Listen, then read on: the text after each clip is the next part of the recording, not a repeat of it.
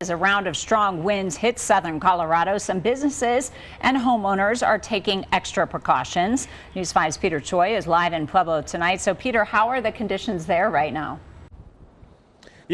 Yeah, Diane, in less than 5 minutes or 10 minutes or so, the winds are starting to pick in a little bit more.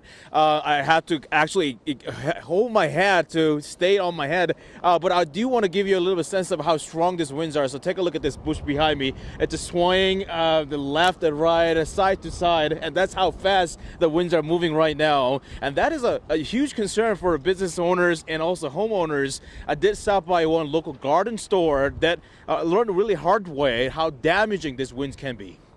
Holiday joy is filling the store with decorating Christmas and cutting flowers. They're preparing for Christmas as well as bracing for something else. The winter winds aren't usually as prevalent as the spring winds, but it seems like that's going to be different this week.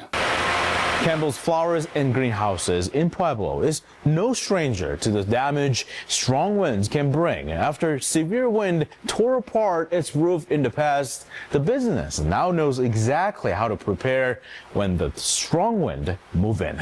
12 years ago, we had significant wind damage from a wind shear that came in here and collapsed some of our roofs, exploded some out from the inside. A price tag that taught him a hard lesson.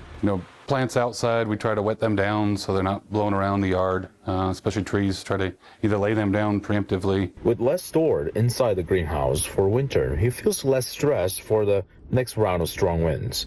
I think it's just kind of waiting out the storm and seeing what's there to deal with on the other side of it. Just across the street, outdoor decorations are also getting some extra attention. How are you?